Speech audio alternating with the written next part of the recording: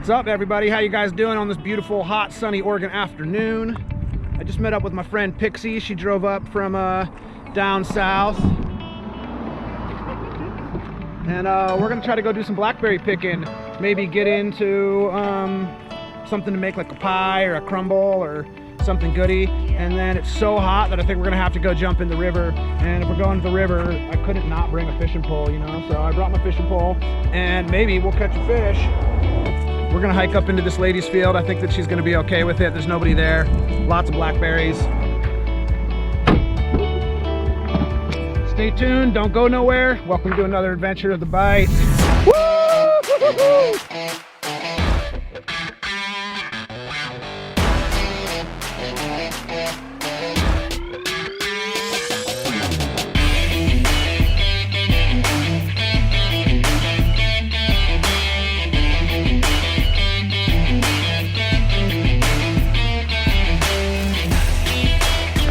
I'm Asher Wren. I'm Chris Blanchard. You're watching The Bite.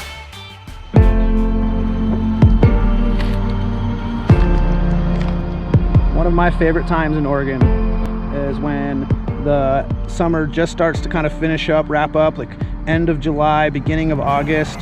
You're just starting to get into late summer and all the berries start to ripen up. I spent a lot of time on the river and out in the field, and when you're hiking the river and you can just get in to a little handful of blackberries, it's always like a nice little snack, little energy boost. Oh man, and they are so good. I've got like 3 or 4 varieties of blackberries here in Oregon, and they just come in big, awesome patches everywhere. These ones are super easy to get to. These ones aren't even that big. Right over there, there's a patch of some giants. So I'm grabbing these. Here, I got one of these. These low-hanging fruits, awesome. And that way when all the blackberries rest on each other, we don't get smooshed. We've been here about 5 minutes, and we've got like half a pint like that.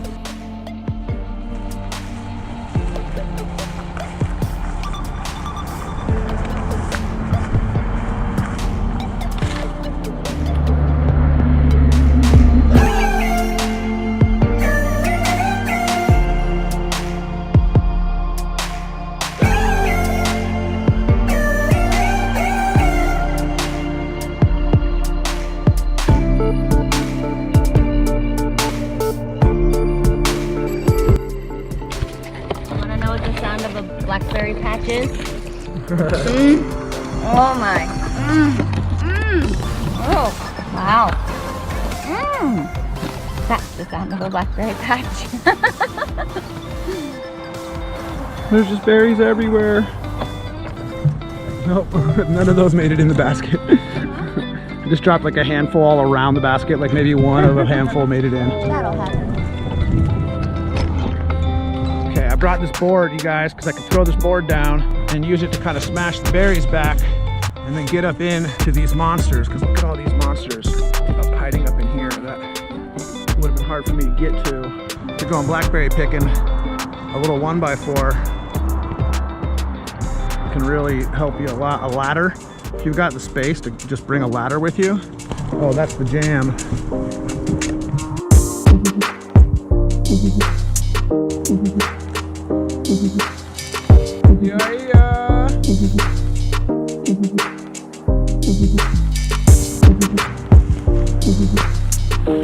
Guys, look at this little bundle of berries right here. How amazing is that? All fatties. Super ripe. Tastes like Jolly Ranchers. Tastes better than Jolly Ranchers. Tastes better than Jolly Ranchers.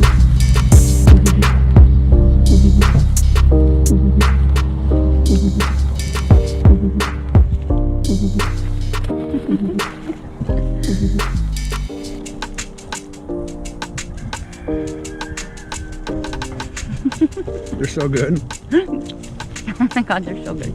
Are any of those going in the basket? No, I'm eating all of them. No, this little package for me. I've made 3 baskets already. You're fine.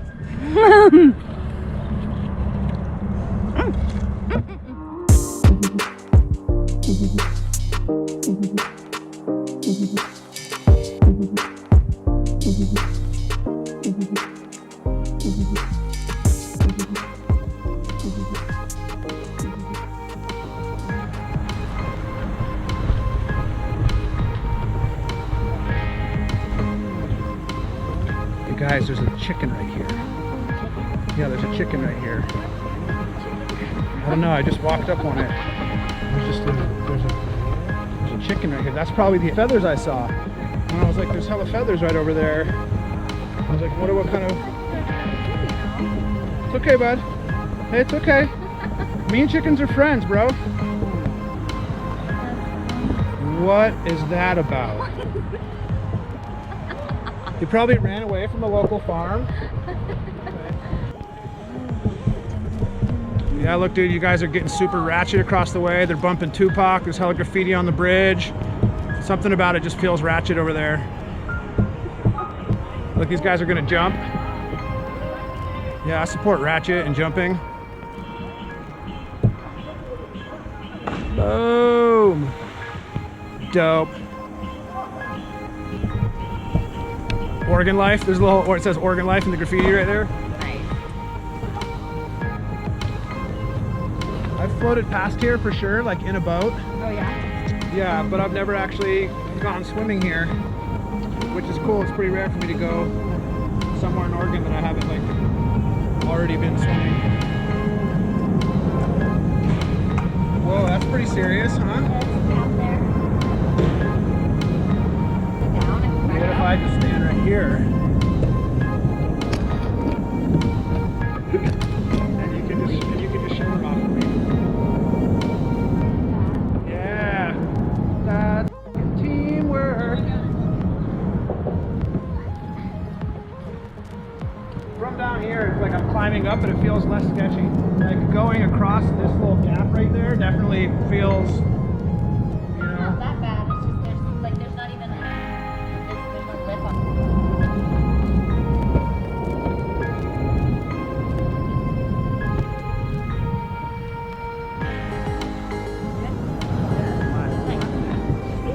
I survived. This is kind of a trip, right? Super loud. We're up under the bridge. You can hear all the cars driving over us.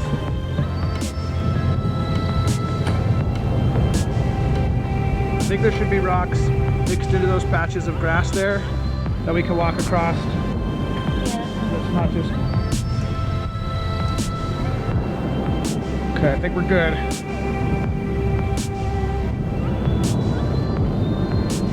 I wonder how deep the water is right here. It definitely feels really deep. Yeah. I'm not trying to necessarily jump in right here. I'm just curious. Yeah, right up there, beautiful little beach that we could go to.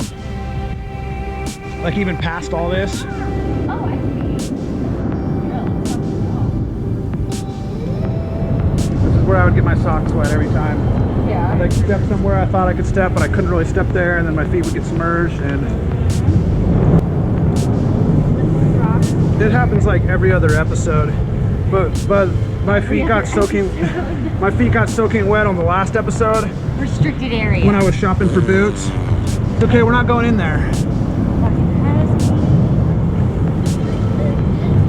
What is all this? Where are we? Restricted area, under 24-hour surveillance. Do not enter.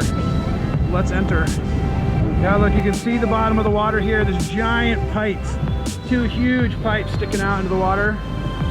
I wonder if there like things spill out that, like if some kind of anything comes out that, then it might be better that we're going above all this again anyways.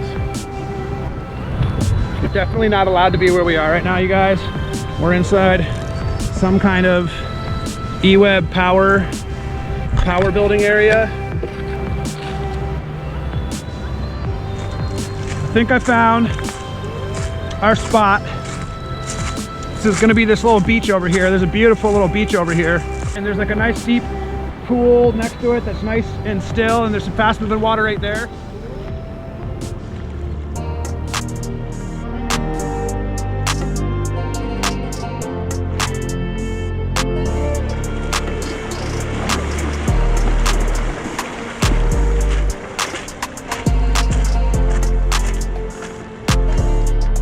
What's up? Check it out, guys. We got to our spot. Beautiful little rocky beach. Super stoked. Little island. We parked all the way down on the other side of the bridge by the boat ramp. Look, danger, intake ahead, keep right. So we want to not get sucked up into that giant tube. But I think this is gonna be a nice, fun little place to swim. It's nice and deep.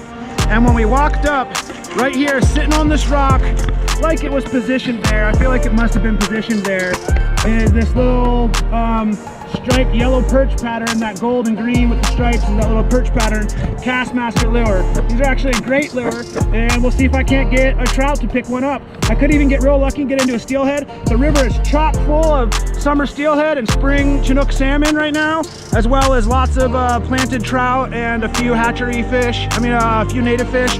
So let's see what kind of fun we get into. If nothing else, it'll be a nice day of swimming, get this heat off of us from berry picking before we go make some kind of goodies. Yeah.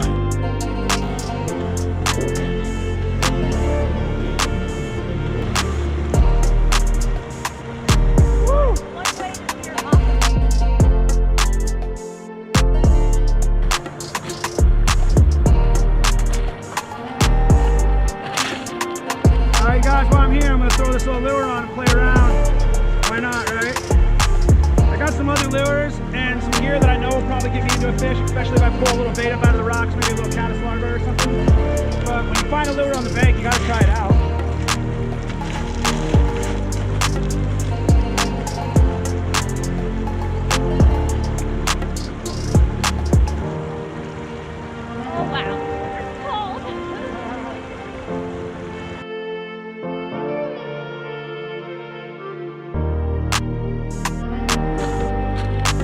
Look at the dog on the back of this raft.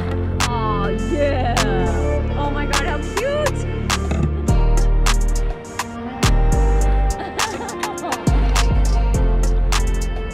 Oh, cute puppy! That's so cute! Oh my god,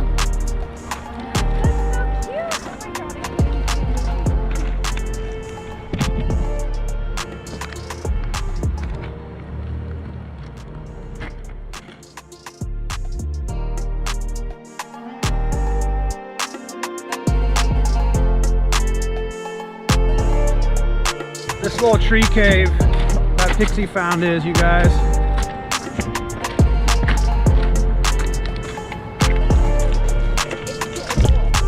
Get all the way up inside of here. Come up in here during a hot day and just hang out. This is where that chicken should be living.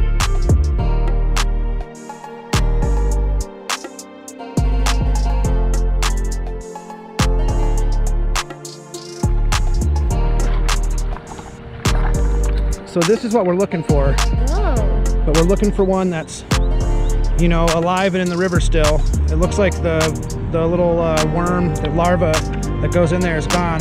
You'll see different versions of these. Sometimes they'll have pine needles in them. Sometimes they'll have more sticks and stuff. Out here, it's a lot of river stones. So this one's made out of all river stones, but that's a caddisfly larva.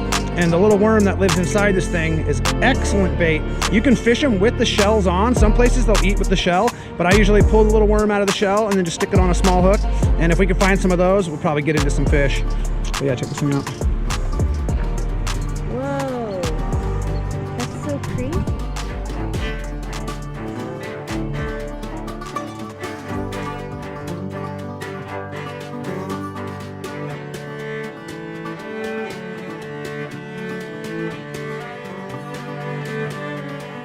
Think about how much water it took to move this log, floating all the way down river, and then got lodged up on this little shallow patch, this little island rocky patch. This thing's a big boy tree. There's all these stones in the roots of the tree. Like look, this stone rode here in these roots. Came from way upriver, and it just lodges in right there.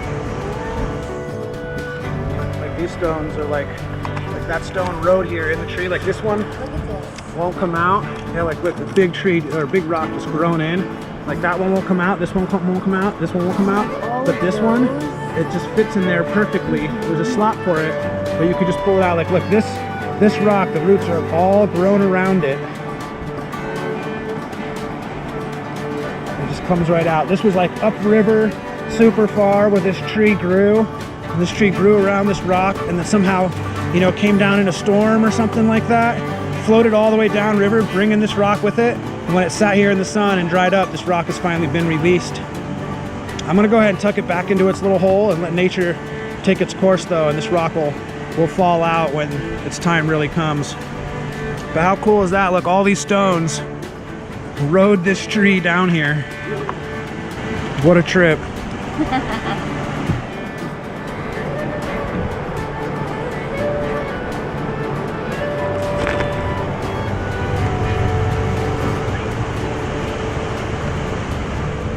Wow, what does that to a tree? Like what causes if you guys know, if any of the viewers out there can comment to let me know what kind of tree this is or what causes a tree to grow like this. This is super, super cool. Look, it's completely spiraling. There's a straight core, but look, all the outside spirals all the way up the stalk. I'm super curious now. And then this thing just perfectly hollowed out. It's like a drum log.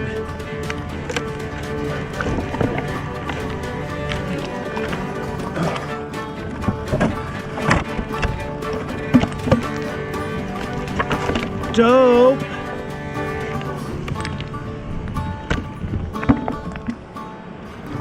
But yeah, that's a pretty cool twisted log. This is a really interesting section of the river because it separates out into all these little islands. But like, look right here, there's this chute spilling in with that chute, spilling in with all those chutes. There's another one on the other side. There's another one behind me. It's like the river's really turned into a bunch of little rivers and little islands. It probably makes a really cool habitat for, you know, different bird life, like kind of pseudo river wetlandy.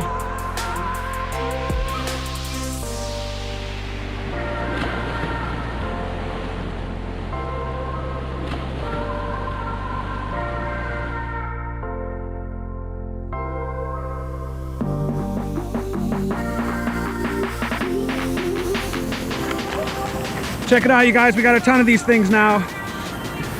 So I'll crack them open in a bit. I'll show you the little worm inside. We'll see if we can't catch a fish with one. But these make an excellent bait. If you get out to the side of the river and you didn't bring any bait with you, you can't find no grasshoppers or worms or whatever, and your lures aren't catching anything, the fish love these, especially when they're naturally feeding on caddisflies, because this is something that they're always eating. When you catch large native fish, you'll often find these whole things all smashed up in their belly, a bunch of little rocks and some little pieces, and then, you know, the worm's been all dissolved up, but you'll find the leftover remnants of these little shells. So the fish are definitely eating on these things anytime they're out here. And look at this pile of them. When you find them, you find them. We were looking around over there, we couldn't find them all scattered along the rocks. We got into one little patch right here, and all of these were just grabbed really easily off of this little patch of rocks right here. So see if we can't use them to get into a fish. Real cool little trick when you're out on the river and you don't have any bait though. So you guys, this is what they look like when they're attached to rocks. You can see there's a whole little pool of them right down in here.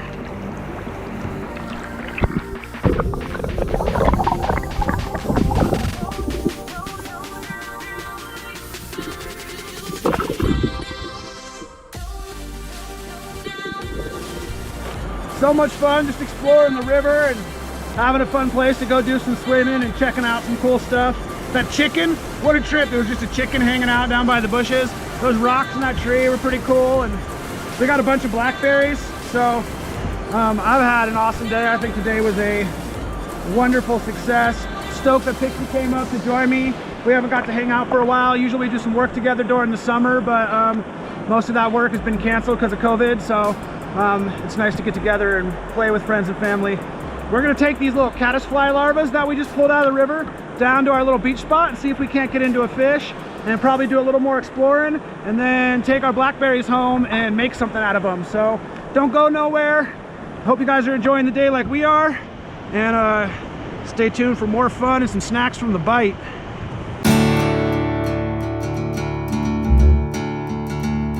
All right, you guys, so I got a pocket full of these little caddis larvas. You want to do is you want to gently break a little seam in it, and then really gently pull on either side so that you can expose the worm. You get the little tube pulled off. If you pull too hard, you're going to break your worm in half, and they're really fragile little worms. They don't have a lot of strength to their body the way a nightcrawler does, and so if you smash them, they'll kind of juice out and you'll lose the whole body of your worm. So So I'm gonna stack 2 on there. I think that 2 is fine, and that it doesn't like throw the fish off, like looking not natural or something like that. It's just a little bit small for this hook. So here's another one of these little things. You can see the bug of it, the head of the little bug sticking out right there. So I'm just gonna give it a little break somewhere in the seam. Yeah, like that. Trying really hard not to rip the little worm open. And then see, look, here's your little actual caddisfly grub right on the inside. And we're just gonna stick a little hook through that and cover up our little egg hook there, and hopefully that can't get us into a fish. They love these little caddisflies. Whatever's in the river that the caddisflies are in, the caddisfly larvas, any fish that's in the river with those is gonna eat them. Catch a big sucker, you know, it probably won't catch a steelhead or a salmon, but it'll definitely catch a trout or a pike minnow or a little bass or like any of that kind of stuff that might be in the same river that you might be able to find those little caddisfly larvae. But they're golden for trout. You know, what you're gonna be doing is you're gonna be up here hiking around, throwing spinners, throwing bait, and nothing else is working. And if you see these things, try putting one of them on, because they are the jam. Hopefully I can't get into a fish now and it's not all talk.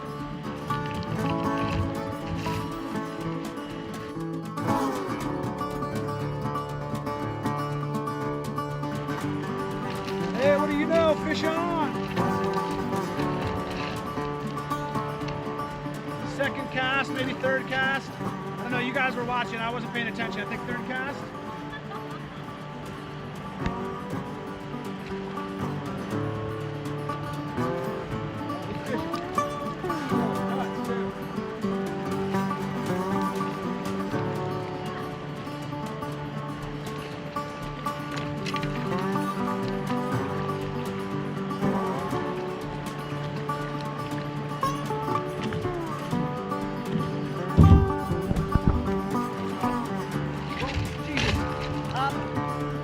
There it goes. That was a native rainbow. There's not a lot of native rainbow trouts in these rivers. They're mostly hatchery fish or cutthroat, and it was a really beautiful fish, so I wanted to make sure to get it back in the water quick. Got back into the water quick, but I think the point of small caddis shell larvas, these little bad boys, they will catch you fish. Oh, see? That's what I was talking about. You don't want to tug them too hard and you will destroy it. These things work great for bait. And if you can't catch a fish on something else, find yourself some of these and, you know, try your luck out with that.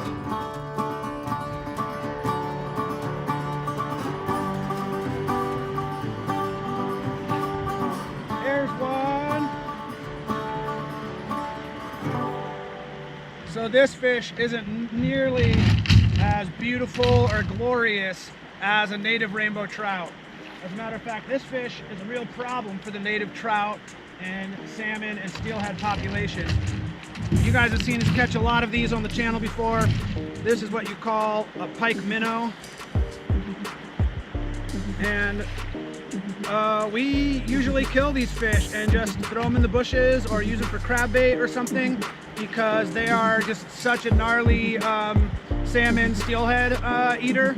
I don't feel like killing this fish for, you know, just to kill it today, so I'm gonna let this one go. He's a little guy. He's got a couple years before he's really a threat to the salmon steelhead population, so we're gonna give this one a pardon and let this little fish go. But you know, removing pike minnows from the fishery is a totally fine thing to do, even if you're just gonna throw it on the beach. Bye, bud. It's his lucky day, though. Every now and then, give a fish a pardon.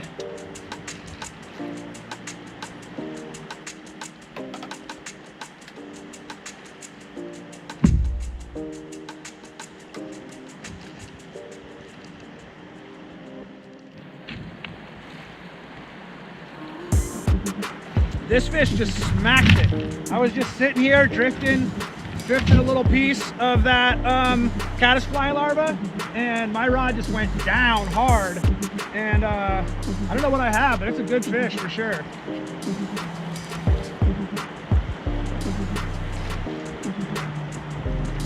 It'd be cool if it was a little trout or a big trout.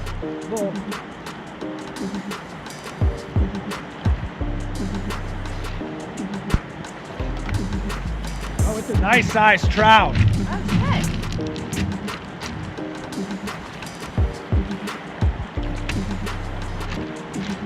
Whoa! Oh my God, that's beautiful.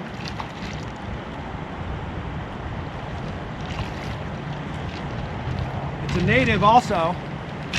Look at this beautiful native rainbow trout. That's a chunky fish too. Look at how beautiful this fish is right here. I'm gonna get it back into the water pretty quick. I wanna try to not have it out of the water too long or have it get beat up on the rocks too much. But what a beautiful native rainbow trout. So.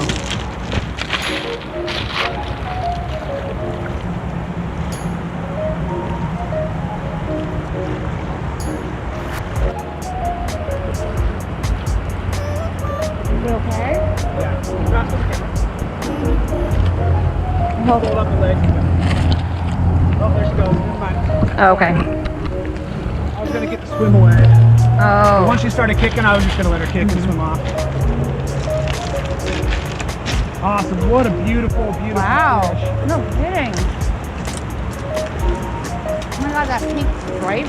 Yeah, right? Oh my God. Awesome. So, caddisfly larvas for the win. Find yourself one of these little things on the river. Sometimes they'll have pine needles stuck in them, little bits of sticks or something like that.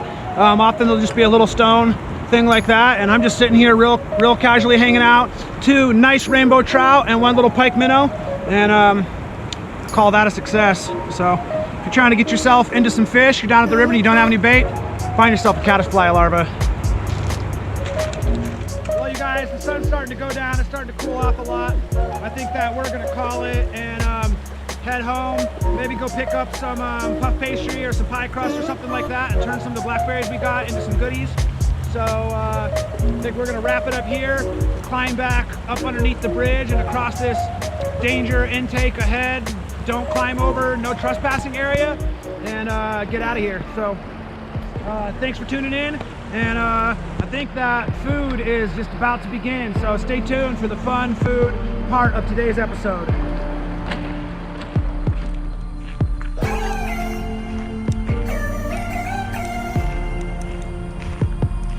So wild that there's a wild chicken out here.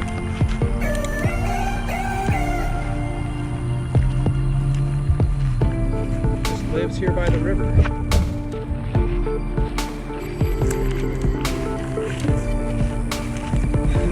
He's like running. When he runs, it's hella funny, man. The chicken run is hilarious. It's like he's got sweatpants on.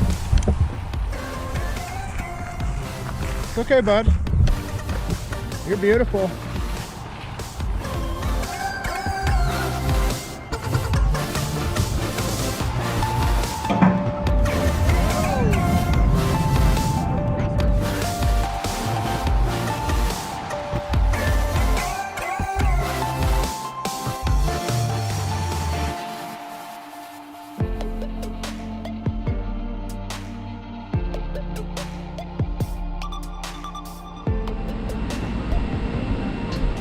What's up, you guys? Welcome to my ghetto little kitchen. I hope you enjoyed all of our blackberry picking and fishing thus far. We're going to start whipping up some goodies.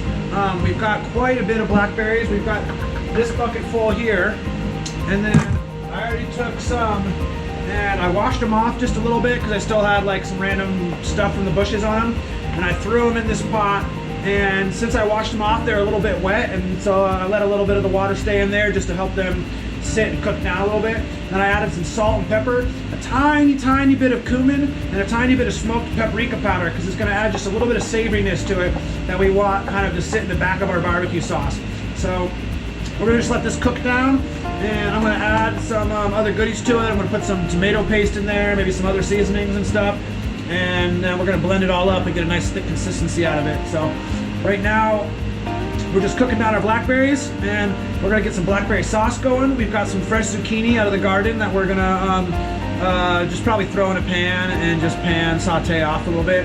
And I just dropped some rice into a pot over here. It doesn't really look like much right now, just a pot of whiteness. I put a cup of rice in, and then I put about 2 cups, just under 2 cups of a water coconut milk mix. The stronger of a coconut flavor you want in your rice, the more coconut milk you want to do. You can do entirely coconut milk. And if you want it to be a little bit lighter and not so, it'll get kind of like a sticky, heavy, a little bit wetterness from the coconut, just because that's all going to cook down to the outside of the rice. And if you want it a little bit lighter, use a little more water. So that's about a cup of water and a cup of coconut milk, and then a cup of rice. That's going to cook down. We're going to get some salmon in the oven in a little bit, and we're going to let this barbecue sauce continue to cook off for a little while and get into some goodies. And I think that we're going to make some kind of puff pastry, some gluten-free puff pastry, little pie snacks. It's going to be awesome. So look at how purple those berries already stained my wooden spatula. I kind of hope it stays that color.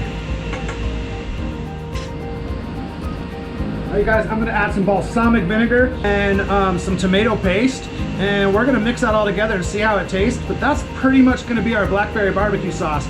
It's not going to take a whole lot to turn melted down berries into a good sauce. It's going to taste like something. We just want to add a little bit of acid, a little bit of a burn to that sweetness, because those berries are going to be so sweet, and then a little bit of a savory of some kind to kind of bring out a barbecue saucy flavor, a little bit of smokedness and a little bit of other spices. And then the tomato paste is going to kind of thicken it all up and bring it together. So hopefully it turns out great, and I'm going to go ahead and add that balsamic to it now.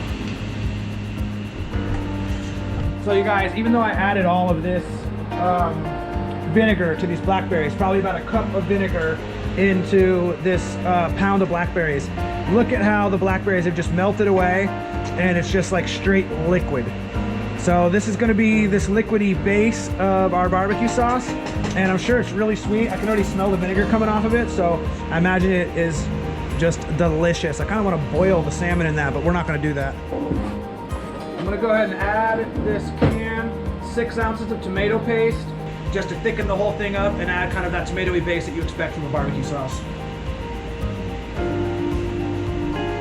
All right, so I just set the oven to 400. I like to bake pretty hot. I'm gonna let the oven get up there. I might even turn it up a little bit more before we throw the fish in.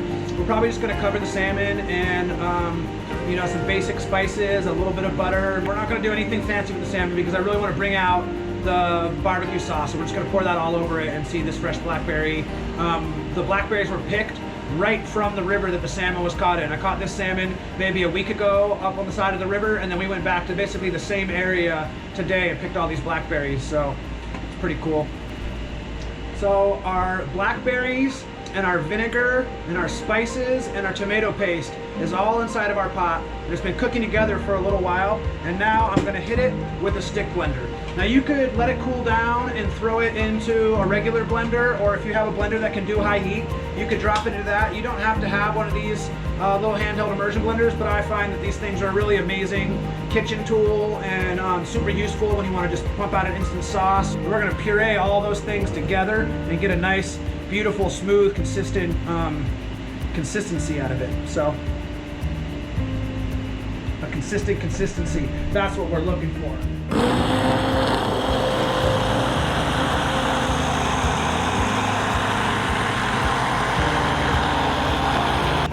We're gonna give that a taste right there and see what maybe we need to do to it to bring it to its full, you know, full flavor impact zeftness. So let's let that hang out just for a sec. Yeah. Look at how nice and thick this barbecue sauce became. This right here is basically a pound of blackberries, a cup of balsamic vinegar, a 6-ounce can of tomato paste, and some spices. I cooked the blackberries all down, add the spices, added the vinegar to it, and then added the tomato paste and blended it all together. And it is pretty good. It's very sweet, it's very tangy, and it's nice and thick, and it's an amazing base. You could add more spices to it, you could have more liquid smoke, you could do a lot of things to this, but this right here is going to go great on top of elk, salmon, even just like a regular steak or something. But any of your wild, slightly more gamey tasting meats, fish that has like a real strong flavor. Salmon has a particularly good flavor, but it is still a really strong flavor for fish.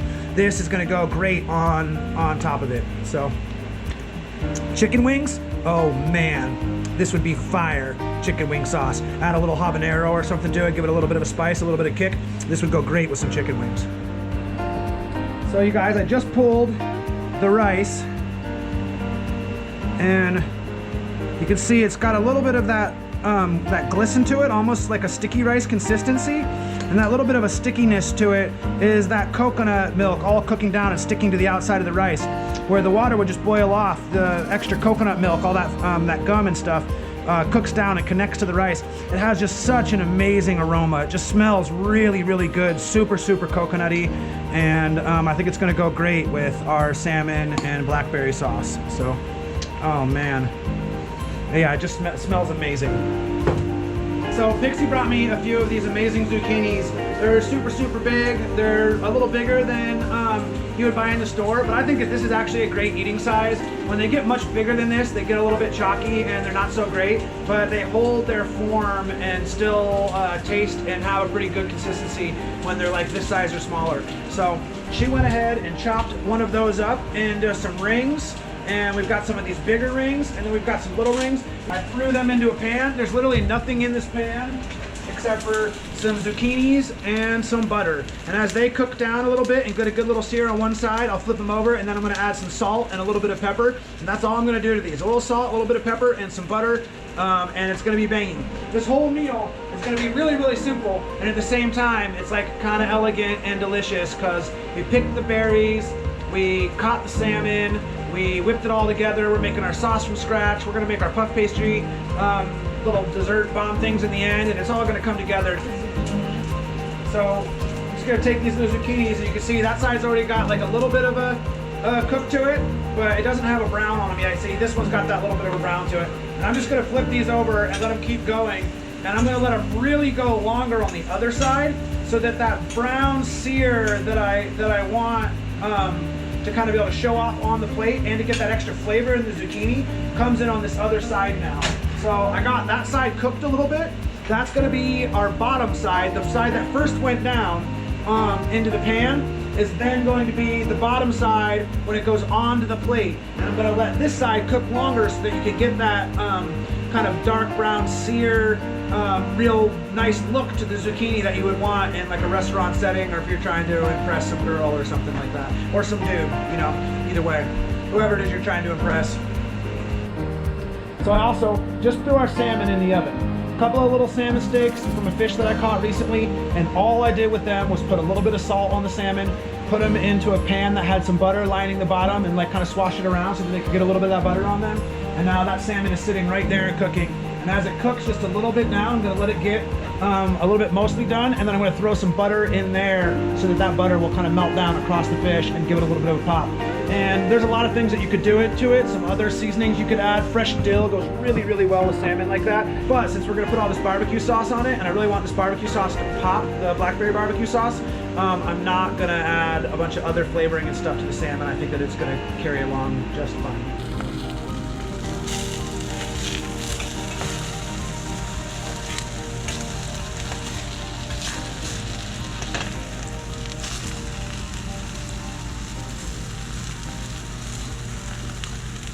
Awesome. We pop the oven open real quick so we can just take a look at the salmon. Oh yeah, look at that. It's definitely coming along. We're gonna pull that any second. I always pull it before it's all the way done and put the Let's sauce. go ahead and pull it right now. Yeah.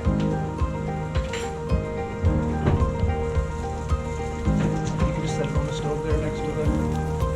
Yeah, the sauce goes on. Yeah, it looks like it's done. Beautiful.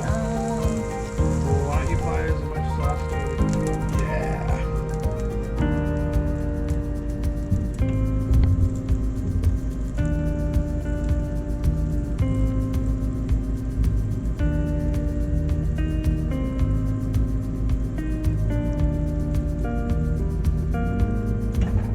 So black, it really is blackberry sauce.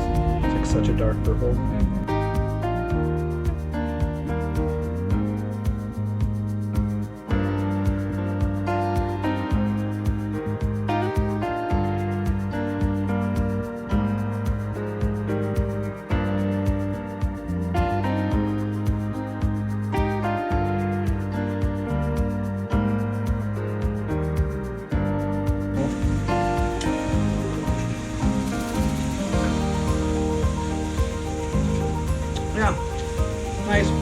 little dinner.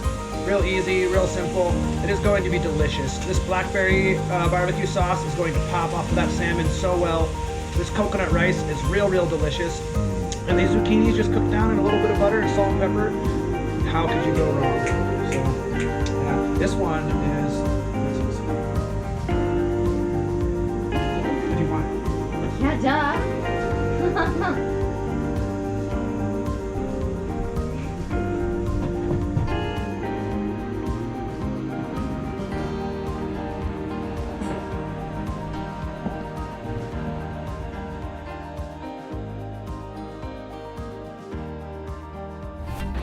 What is up, everybody? How you doing? We just finished eating up that wonderful salmon dinner. Blackberry sauce turned out amazing. The zucchini was a really nice little green touch to just bring that richness of the coconut rice and the salmon all together. And so now we're gonna hop into making our honey goat cheese blackberry pastries. So this is a little bit of honeyed goat cheese that is going to be the mix that was going to go with blackberries to go into our puff pastry. Gluten-free pastry dough. We'll see how this stuff works. It comes in these rolls. We got 2 nice rolls of it, and we're going to stuff blackberries up inside this and turn it into some puff pastry. It's gonna be great.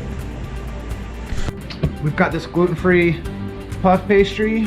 We rolled out the 2 sheets, and I cut this one into little segments of 4, and we're just going to see what kind of little puff pastry shapes we can make. So I got a little bit of water just to be able to wet the rims, and I poured the blackberries into, let's take some of our goat cheese mix.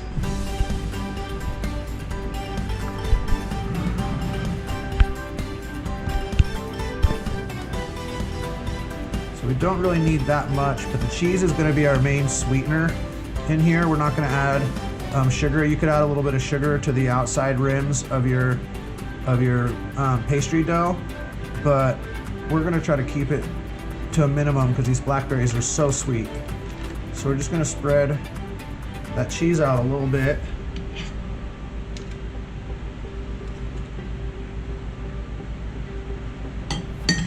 And then we're going to put some blackberries in the middle. Just dump those all down in there. I'm going to put all these ones in here. And then...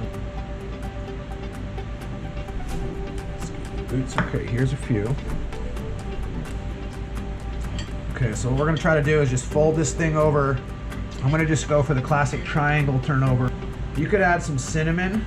Cinnamon actually goes really good, like any kind of dessert. Even if you're just doing like a berry flavored thing, cinnamon and pineapple goes amazing together. You wouldn't really think it, but cinnamon and pineapple is real good together. So we've got it folded over. What we really want to do is we want to get it to attach. I think I put a tiny bit too much stuffing in this one, but I think I got it in there. We could use the edge of this knife just to actually get a flat squish all the way across. See how I got that clean, flat crush right there? So we'll do that again with this one. Just a clean line all the way across. Okay, and so now what I'm going to do is I'm going to take the fork, and I'm just going to do those little dinks like this.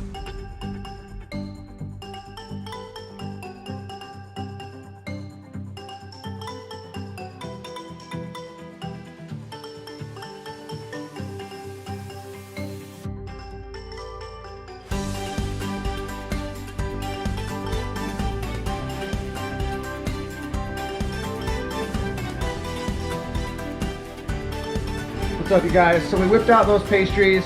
Just jammed our little honey goat cheese and blackberry filling up inside those doughs through the oven on at 400, and there they are, just baking away. My square one that was supposed to look like a cheese Danish just unfolded. It didn't work at all. But the straight turnover ones seem like they're holding together really nicely, and we're gonna let them golden up a little bit more, and we'll jump back in there in a second. Well, you guys, we took those pastries and we just brushed the top of them with a little bit of egg white. I didn't throw the cam on just to spare you guys yes egg whiting the tops of the pastries, but they're in there. They probably have a nice little sheen on them right now, so I'm gonna reach in and grab them and we'll take a look. It's gluten-free puff pastry, and so it doesn't have quite the fluff and that just classic white puff that you would expect from a puff pastry, but I think that they look really nice and they have a good little fluff to them. So pull them out.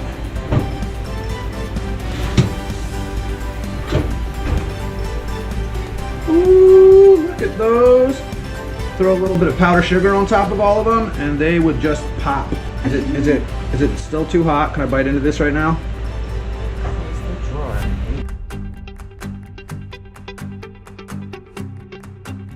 You should run out to the store and buy yourself some puff pastry and some goat cheese and some honey and some powdered sugar and an egg, and then immediately go blackberry picking.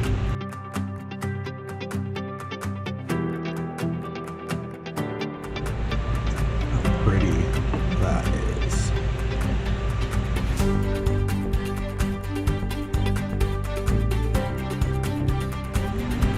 Ooh, eeny, meeny, miny, mo.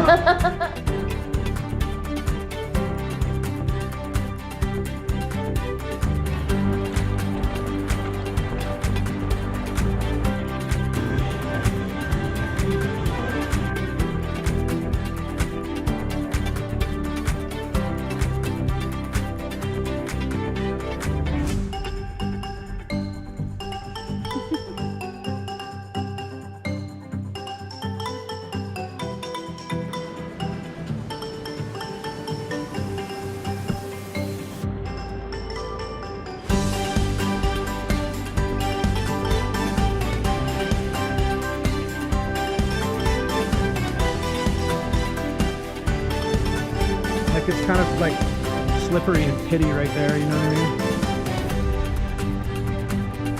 It's our little island.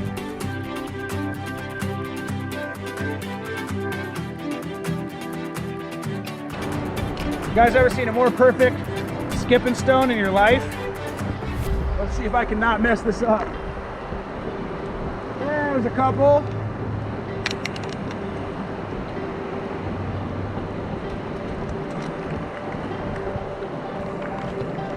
That was a big one too. Here we go. Boom!